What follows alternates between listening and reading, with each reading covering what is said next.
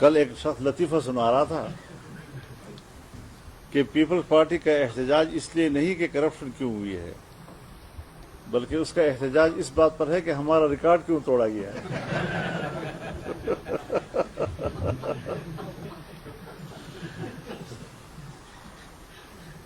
تو بات بنیادی یہ ہے،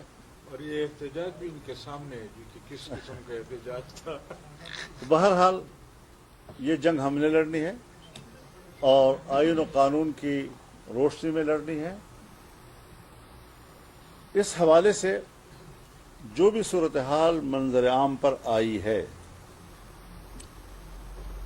صوبے کے اسمبلی کے اندر سے یہ آواز اٹھی ہے، یہ نہیں کہ کسی حزب اختلاف کی جماعت نے اس حوالے سے کوئی بات کی ہے، بلکہ اسپیکر قومی اسمبلی نے بڑی صراحت و وضاحت کے ساتھ، صوبائی اسمبلی کے اسپیکر صاحب نے بڑی صراحت و وضاحت کے ساتھ اس ساری صورتحال کا تفصیل بیان کیا ہے، اور 40 ارب کے کرپشن سے آگے وہ کہتے ہیں کہ اس کی تعداد وہ 200 ارب سے بھی بڑھ سکتی ہے۔ اور ظاہر ہے کہ یہ ایک ایسا معاملہ ہے کہ اگر ہم کہیں کہ اس کی تحقیق کی جانی چاہیے تو اصولاً تو یہی بنتا ہے کہ اس کی تحقیق ہونی چاہیے، عدالتی سطح پر اس کی تحقیق ہونی چاہیے، لیکن دوسری طرف اس کی تصدیق اس طرح بھی سامنے آ رہی ہے کہ 20 ارب روپے وہ ریکور بھی کر لیے گئے ہیں۔ اگر 40 ارب میں 20 صرف کوہستان کے کرپشن میں 20 ارب واپس بھی کرا دیے گئے ہیں، تو یہ ساری صورتحال اس بہت بڑے سیکنڈل یا اس بہت بڑے کرپشن کی طرف اس کی تصدیق کے اشارے کر رہے ہیں۔ لیکن تاہم ہم یہ سمجھتے ہیں کہ صرف الزام کی حد تک بات نہ رہے، بلکہ باقاعدہ عدالتی سطح کی تحقیقات ہونی چاہیے اس کی، تاکہ قوم کے سامنے صحیح صورتحال سامنے آ سکے۔ مولانا صاحب یہ بتائیں کہ ابھی ریسنٹلی جو اپڈیٹس آئی ہیں، جو کابل میں اور پاکستان میں جو تعیناتی کا عمل ہوا ہے، اس میں کیسے آپ دیکھتے ہیں کہ کابل اور پاکستان کے درمیان جو فاصلے ہیں وہ کم ہو؟ دوسرا یہ کہ جب بھی ہم دیکھتے ہیں کہ آپ میدان میں آتے ہیں تو ڈی وائی کو ٹارگیٹ کیا جاتا ہے۔ ہم دیکھ رہے ہیں کہ پہلے بھی کچھ دن پہلے بھی پشاور میں جو سائڈ اٹیک ہوا تھا، تو اس میں یہ بات سامنے آئی کہ وہ آپ کے جلسے کو ٹارگیٹ کرنے کے لیے وہ سائڈ نمبر آیا تھا۔ تو کون سی طاقتیں ہیں آپ کو ٹارگیٹ کر رہی ہیں؟ ہم کوئی نیا سوال کریں، اس میں تو ہم پرانے ہو گئے ہیں، داڑیاں سفید ہو گئی ہیں۔ افغانستان سے کم عمر شادی سے متعلق یہ تحریک آپ شروع کر رہے ہیں، اسلامی نظریاتی کونسل نے بھی فیصلہ دیا ہے، قرآن و سنت کی روشنی میں کتنا عمر ہے فیمیل کے لیے اور میل کے لیے؟ اس کے ساتھ میل اور فیمیل کے لیے کوئی عمر کی قید نہیں ہے، بلوغت ہے، بلوغت۔ تو وہ بلوغت 12 سال میں آتی ہے، 10 سال میں آتی ہے، 13 سال میں آتی ہے، 14 سال میں آتی ہے، 15 سال میں آتی ہے، اور اگر کم سینے میں ان کے والدین نکاح کر دیں تو پھر اس کو خیار بلوغ حاصل ہے۔ بالغ ہونے کے بعد اس کو اختیار ہوگا کہ وہ اس نکاح کو قبول کرتا ہے یا نہیں کرتا۔ یہ کابل اور پاکستان کے درمیان جہاں تک کابل افغانستان کی بات ہے حضرت، یہ مصنوعی قسم کی ایک جیسے تنگ نظری کے نتیجے میں کچھ واقعات ایسے ہوئے کہ جس میں دونوں طرف کو مورد الزام ٹھہرایا جا سکتا ہے کہ جہاں ذمہ دار ریاستوں کو بہت بڑے تحمل کا مظاہرہ کرنا ہوتا ہے، ہم وہ نہیں کر پا سکے، جبکہ الیکشن سے پہلے یہ ساری چیزیں، اس کی بنیادیں ہم نے رکھ دی تھیں، اور تمام شعبوں میں باہمی تعاون کے راستوں پہ اتفاق کر لیا تھا ہم نے۔ اس کی پیروی کیوں نہیں کی جا سکی، اور کیوں ہم نے ان کامیابیوں کو کامیاب نتائج تک نہیں پہنچایا، یہ ساری چیزیں اپنی جگہ پر سوالات ہیں۔ لیکن اگر اب کچھ معاملات آگے بڑھے ہیں، یعنی اگر سی پیک کو ایکسٹینڈ کیا گیا ہے افغانستان کی طرف، تو یہ مزید آگے وسط ایشیا تک بھی جا سکے گا، اس کو ایران تک بھی ایکسٹینڈ کیا جا سکے گا، اور خطے میں پاکستان اور دوسرے ممالک ایک دوسرے کے ساتھ مفادات کے اعتبار سے، اقتصاد کے اعتبار سے، عوام کے باہمی فلاح و بہبود کے اعتبار سے ایک انگیجمنٹ ہو جائے گی ان کی، اور ایک دوسرے سے وابستہ ہو جائیں گے۔ اور پھر ابھی ہم اپنے جو سفارت خانے ہیں ان کو بھی اب اپ گریڈ کر رہے ہیں، ناظم الامور سے آگے اب سفیر کے منصب کی طرف ان کو لے جا رہے ہیں۔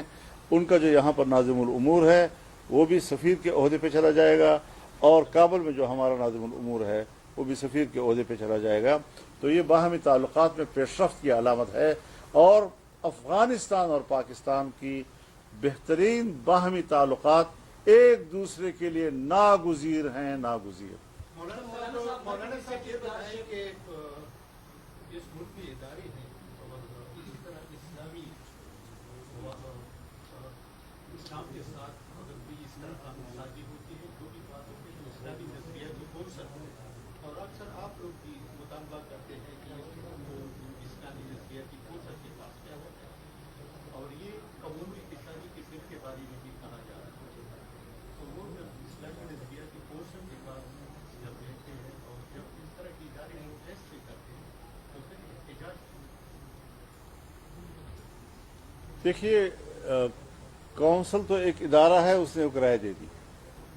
اور اس رائے میں انہوں نے صراحت کے ساتھ اس قانون کو خلاف شریعت قرار دیا ہے، لیکن یہ سارا اقدام اسلامی نظریاتی کونسل نے از خود کیا ہے یا ان کے اراکین کی تحریک پہ کیا ہے۔ اسمبلی اس وقت قانون سازی نہیں کر سکتی جس وقت پارلیمنٹ کی 22% اراکین کسی مسئلے کو اسلامی نظریاتی کونسل کی طرف لے جانے کا ووٹ نہ کریں۔ پہلے یہ تعداد غالباً 50% کے قریب تھی یا 40% کے درمیان تھی، اور اب وہ نیچے 22% پہ آ گئی ہے۔ تو اس کا ایک پروسیجر ہے ضرور اپنی جگہ پر، لیکن ہم نے صرف پروسیجر کو دیکھنا ہے، یا یہ کہ ہم خود بھی مسلمان ہیں اور ہمارا ایک اسلامی عقیدہ اور نظریہ ہمیں کیا کہتا ہے، اور اس حوالے سے اسلام ہماری کیا رہنمائی کرتا ہے۔ ہم وہاں اندھے کیوں ہو جاتے ہیں، ہمارے آنکھوں پر پردے کیوں آ جاتے ہیں، اور صرف اس بنیاد پر کہ ہم نے مغربی دنیا کی پیروی کرنی ہے، ان کو راضی رکھنا ہے۔ ان کو راضی رکھنے میں ہمارے اقتدار کے امکانات پوشیدہ ہیں، تو آخرت میں اللہ کے سامنے بھی پیش ہونا ہے یا نہیں ہونا چاہیے؟ تو یہ حکمران حضرت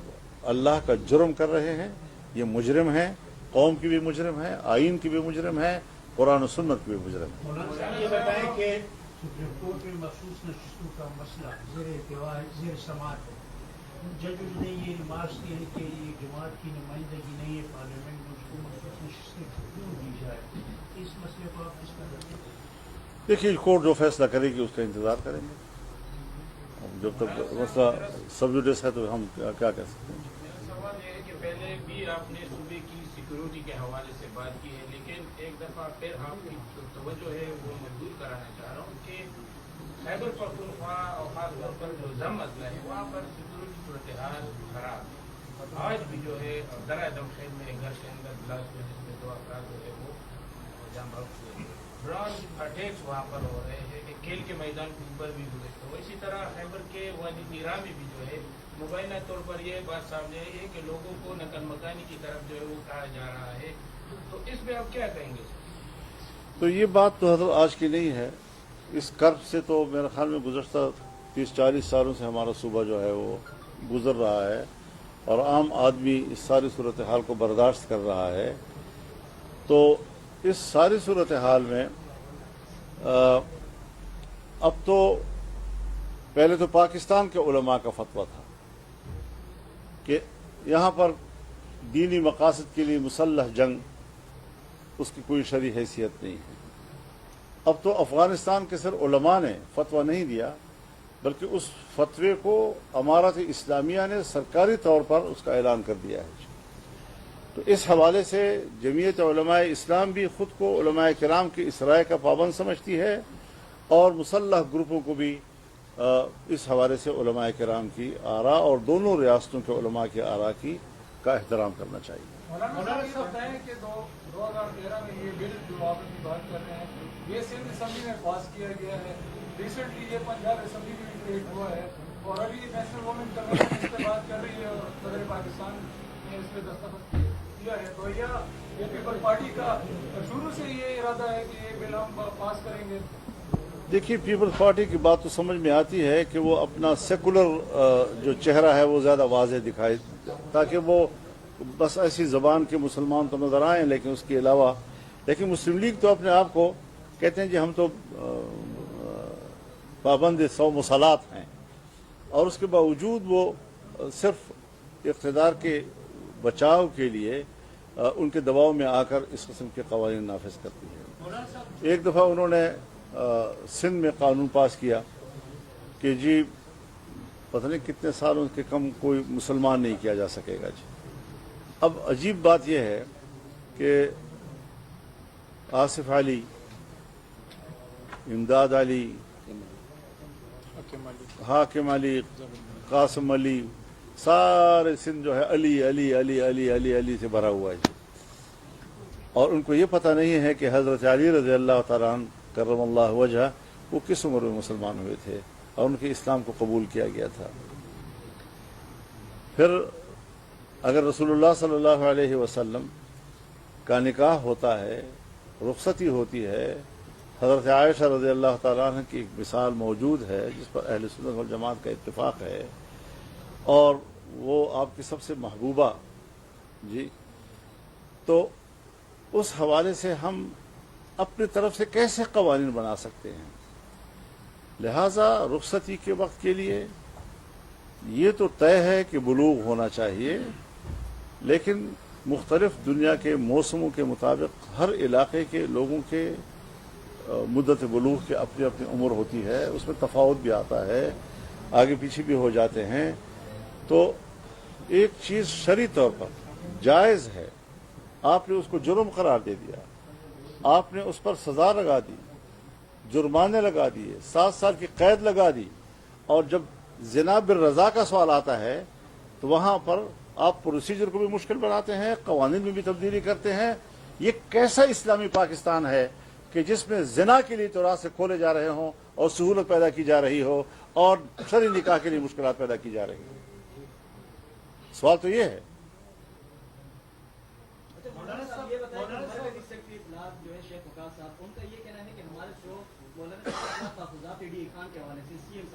वो दूर कर दिए, फिर भी मौलाना साहब को इत्तेहाद के लिए आगे नहीं बढ़ रहे, क्या वजह है?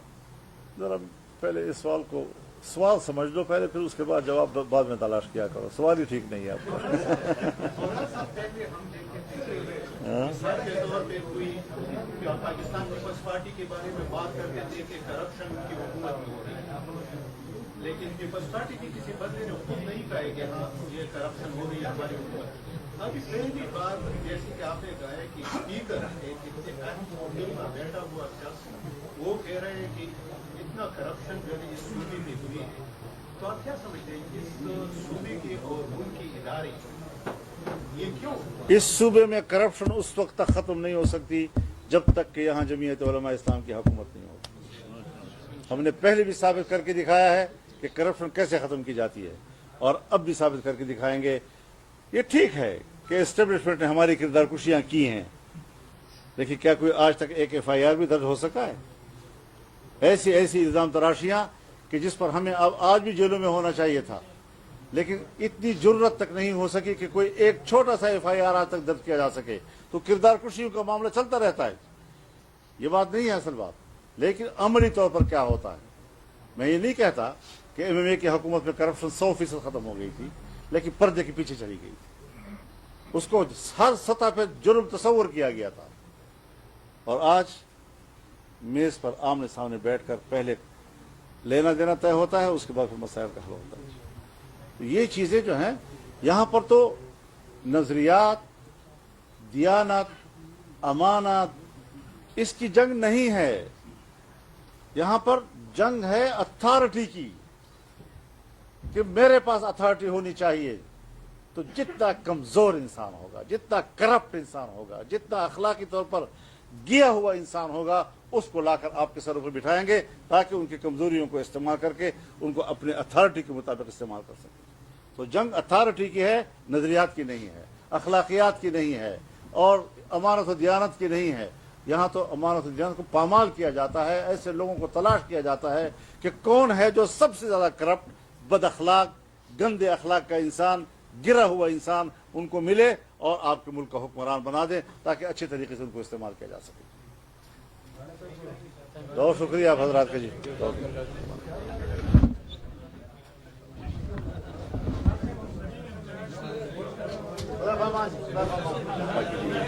کوئی دقیقہ فروگداشت نہیں کریں گے اور پاکستان کی عزت اور اس کے استحکام کے لیے ہماری دفاعی قوت کام آئے گی. ہم بحث کر رہے ہیں اس وقت پاکستان کی نظریاتی حیثیت کے حوالے سے, نظریاتی حوالے سے حکمرانوں کے اقدامات کے حوالے سے, اور اس پر ہم نے بات کرنی ہے اور انشاءاللہ العزیز ہم نے یہ جنگ جیتتی ہے.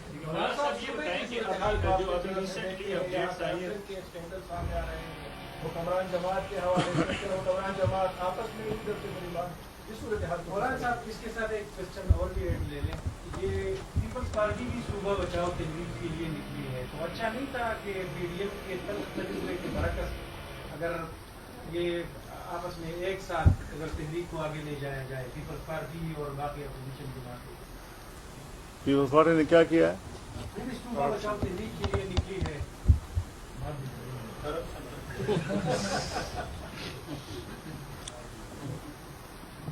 کل ایک شخص لطیفہ سنا رہا تھا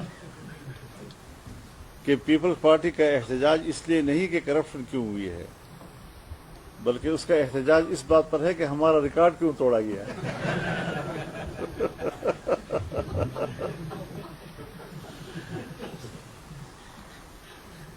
تو بات بنیادی یہ ہے. اور یہ احتجاج بھی ان کے سامنے ہے جی کہ کس قسم کا احتجاج تھا. بہرحال یہ جنگ ہم نے لڑنی ہے اور آئین و قانون کی روشنی میں لڑنی ہے. اس حوالے سے جو بھی صورتحال منظر عام پر آئی ہے, صوبے کے اسمبلی کے اندر سے یہ آواز اٹھی ہے. یہ نہیں کہ کسی حزب اختلاف کی جماعت نے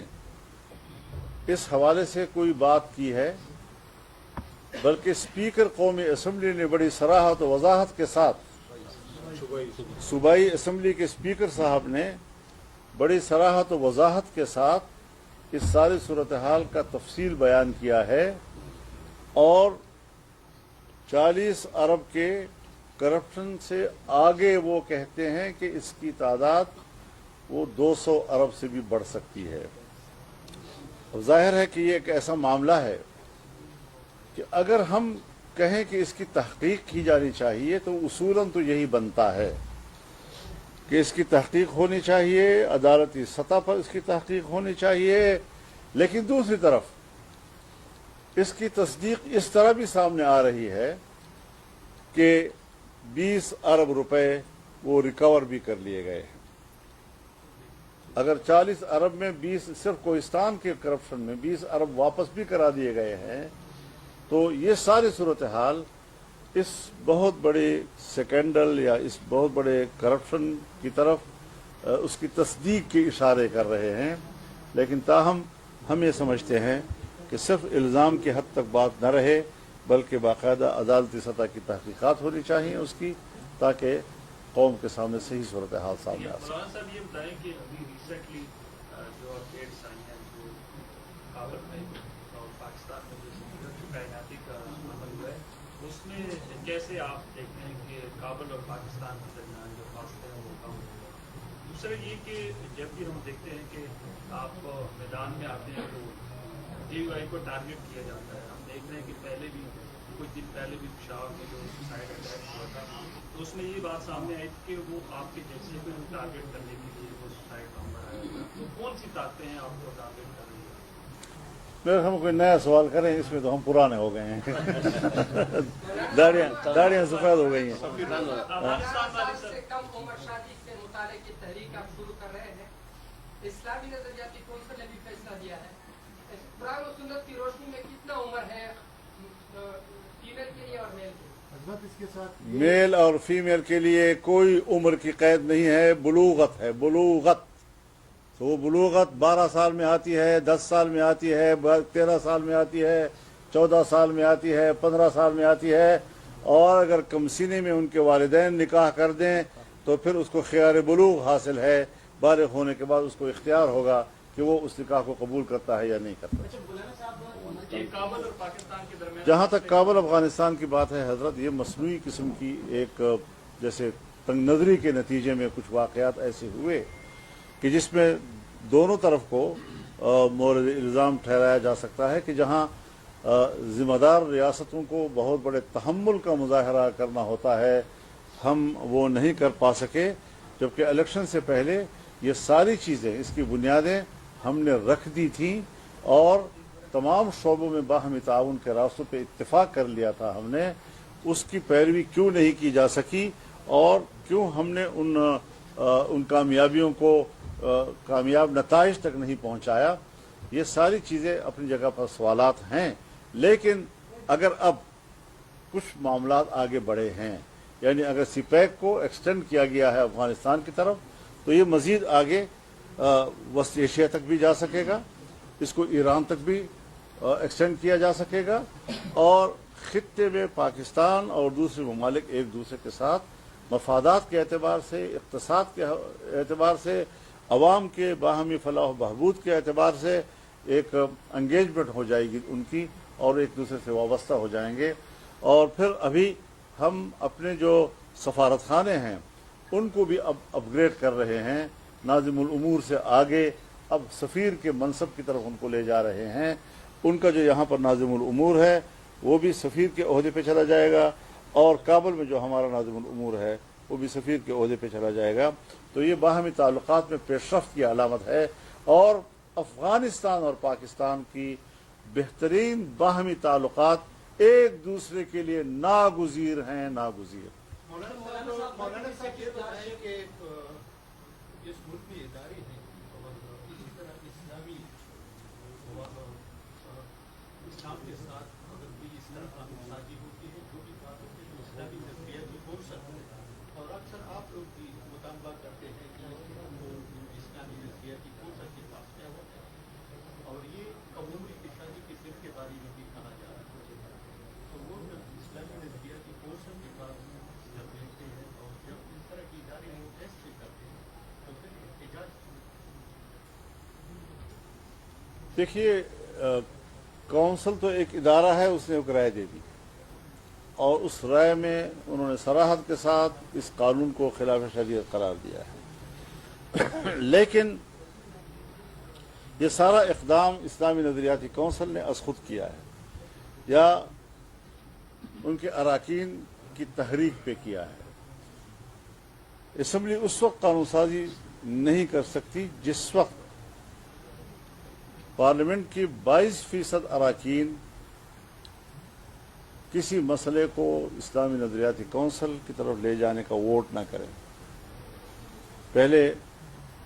یہ تعداد غالباً 50% کے قریب تھی یا 40% کے درمیان تھی، اور اب وہ نیچے 22% پہ آ گئی ہے۔ تو اس کا ایک پروسیجر ہے ضرور اپنی جگہ پر، لیکن ہم نے صرف پروسیجر کو دیکھنا ہے، یا یہ کہ ہم خود بھی مسلمان ہیں اور ہمارا ایک اسلامی عقیدہ اور نظریہ ہمیں کیا کہتا ہے، اور اس حوالے سے اسلام ہماری کیا رہنمائی کرتا ہے۔ ہم وہاں اندھے کیوں ہو جاتے ہیں، ہمارے آنکھوں پر پردے کیوں آ جاتے ہیں، اور صرف اس بنیاد پر کہ ہم نے مغربی دنیا کی پیروی کرنی ہے، ان کو راضی رکھنا ہے، ان کو راضی رکھنے میں ہمارے اقتدار کے امکانات پوشیدہ ہیں، تو آخرت میں اللہ کے سامنے پیش ہونا ہے یا نہیں ہونا چاہیے۔ تو یہ حکمران حضرت اللہ کا جرم کر رہے ہیں، یہ مجرم ہیں، قوم کی بھی مجرم ہے، آئین کی بھی مجرم ہے، قرآن و سنت کی بھی مجرم ہے۔ مولانا صاحب یہ بتائیں کہ سپریم کورٹ میں مخصوص نشستوں کا مسئلہ زیر سماعت ہے۔ ججز نے یہ ریمارکس کیے ہیں کہ یہ جماعت کی نمائندگی نہیں ہے پارلیمنٹ میں، اس کو مخصوص نشستیں کیوں دی جائے، اس مسئلے کو آپ کس طرح دیکھتے ہیں؟ دیکھیے، کورٹ جو فیصلہ کرے گی اس کا انتظار کریں گے، جب تک مسئلہ سب جوڈس ہے تو ہم کیا کہہ سکتے ہیں۔ سوال یہ ہے کہ پہلے بھی آپ نے صوبے کی सिक्योरिटी के हवाले से बात की है, लेकिन एक दफ़ा फिर आपकी जो तवज्जो है वो मजबूर कराना चाह रहा हूँ कि खैबर पख्तूनख्वा और खासतौर पर जो जम अजला है वहाँ पर सिक्योरिटी सूरत हाल खराब है। आज भी जो है दरा दमशेर में घर के अंदर ब्लास्ट हुए जिसमें